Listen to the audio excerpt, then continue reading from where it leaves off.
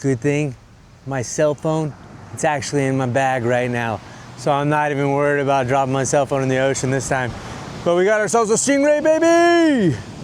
And we got it off the squid with the J-hook.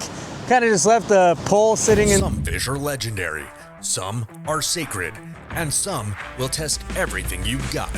Across North America, indigenous tribes have fished these waters for centuries, carving traditions, ceremonies, and survival from every catch. Now, we travel deep into their ancestral homelands to uncover stories behind the fish that shape their cultures, and catch some absolute giants along the way. From the raging rivers of the Pacific Northwest to the untouched lakes of the Great Plains, we're hooking into monsters that fed generations and diving headfirst into the traditions that keep them alive today. I'm Robert Jacobo, and this is IndigeFish Tribal Tales. Are you ready to chase something big?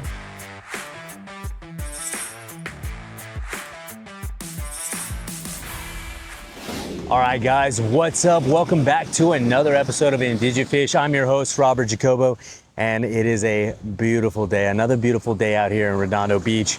And I gotta say, guys, waves are crashing, but nothing too crazy, nothing too out of the ordinary. I spotted a couple of riptides that are out there, pulling some sediment out into the deeper depths. So I'm gonna try to get my line out there as far as possible. Let's see what we can go and pick up. While I'm out there, I'm gonna keep my eyes pointed downward as well, see if I can't spot any Corbina, and maybe we might end up rigging up a lighter end pole, the Lindsay, right, the 8.6, and get that rigged up with some with a Carolina lead, or a Carolina rig with a light leader, probably about an 8-pound leader, fluorocarbon with some sand crabs. I'm seeing the sand crabs right now in the sand, so it just looks like it's gonna be a beautiful, beautiful, beautiful evening. As we kind of get closer and closer to sunset. The sun is definitely going to be a little taxing. I don't have my glasses on right now, so that's going to be a little trying, but it's okay, because usually when I get out there and once I'm concentrating on the line, it doesn't tend to bother me as much. But yeah, guys, so let's go ahead and get started. I'm going to go ahead and rig up my pole and everything and kind of get that going. But yeah, guys, come along with me on this beautiful evening. And where we're going to rig up first. All right, guys, what we're gonna rig up first is gonna be our Garrett 12,000 rig. Now, from the day that we got it, still going nice and smooth. We go ahead and rinse this guy off every single time that we use it, just to make sure that we increase the longevity. Now, that Garrett reel is gonna be paired up with our dowel pole, right? And so we're looking at a 7-foot pole. It's medium, right? Medium flex, and it's a 2-piece. So we're able to go ahead and kind of collapse it as much as possible. I was seeing a couple pieces on Instagram where you can collapse your 2-piece pole but still keep the line attached. I thought that was like one of the most incredible things.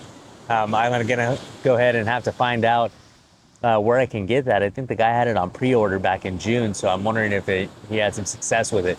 But I'm seeing some waves kind of crash. I just saw a fish actually kind of breach. So let's see if we can't get this thing rigged up pretty quick here. And what we're gonna do on this rig is we're gonna do a dropper loop, right? So we're gonna have our high-low rig set up, and we're gonna be throwing it out there with a torpedo sinker, right? So I'm gonna try to see if I have any more of them in the box there. The 6-ounce torpedo sinker, I'm pretty sure I do. And that way we can just go ahead and get some distance on it, right?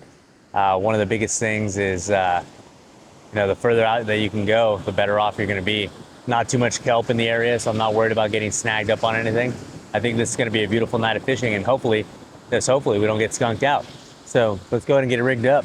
All right, guys, so we are going to be getting ourselves out there. We got ourselves rigged up, and now it is time to go ahead and get started. So let's go ahead and get out there, guys.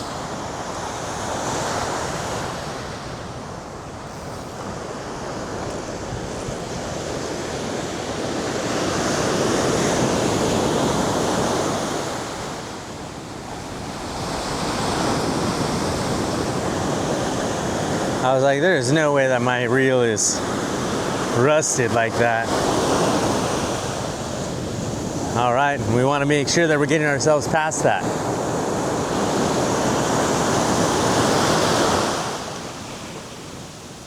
See how there's a wall? Now you gotta think, if there's a wall like that, how are the fish supposed to get inside, right? So we wanna make sure that we're getting past that wall so that we put ourselves in the best position to get snagged on a fish.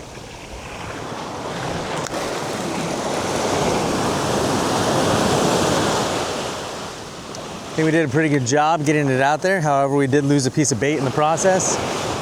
So it is what it is. We'll leave it out there for a little bit and we'll see where it goes, guys. But what a beautiful, beautiful way to end the evening. And I'm gonna go ahead and just relax and enjoy this. I'll come back to you guys in just a minute. All right, guys, so the skunk has been lifted. We have a stingray. Hey, good thing, my cell phone, it's actually in my bag right now. So I'm not even worried about dropping my cell phone in the ocean this time. But we got ourselves a stingray, baby! And we got it off the squid with the J hook. Kind of just left the pole sitting in the cart for a little bit while we were doing some maintenance on another pole. So we didn't really get to, you know, feel the real fight of reeling it in or the bite or anything like that, but it is what it is. So we're gonna get this guy off the hook, try to make sure that we stay clear of that barb, and let him go ahead and get on his way. All right, guys, we got the skunk off. All right, guys, so we got that skunk off with the stingray coming out here, and it was pretty nice. I got to see the pole just kind of, you know, get that initial bend and stuff. Originally, I thought it was on some kelp, which it was on some kelp, but it looks like the stingray was what actually drug it through that kelp. So if anything, guys, I'm just glad that we were able to get the skunk off, and we're able to go ahead and conclude the night with at least one, if anything. So we're gonna get ourselves back out there though. We're gonna get our line back out there. I'm gonna refresh the bait a little bit and make sure that we go in and get out there fresh. Also too, I was filling some corbina and seeing some corbina action very close to the shore. So I think I might actually try for that too and get that rigged up here in just a second. So anyways, guys, stay tuned for more. All right, guys, so we didn't skunk, but we didn't end up catching anything else other than that stingray. So it's unfortunate, but at the same time, what I was able to see, because what we did was we switched it up from our deep water rig to something that was going to be able to help us right there in the surf, and which was to get on the corbina, right? And so we actually were able to get some nibbles, some strong ones too, and we were able to get our line getting dragged out, and for some wild reason, our circle hook just was not biting on the corbina once they had it in their mouth, which was really interesting. I thought I had the sand crabs hooked right and stuff like that, but it just wasn't working. And then a little bit later in the evening, they kind of just disappeared and dissipated. So kind of at that sunset moment, it seems like that might be the perfect time to go hunting for those corbina. So if anything, we may try that another day, but for right now, we're coming home with a stingray, baby. So no skunk, the skunk's off the back, and we get to come home being able to say, hey, we got something today out of the surf. So anyways, guys, until next time, take care.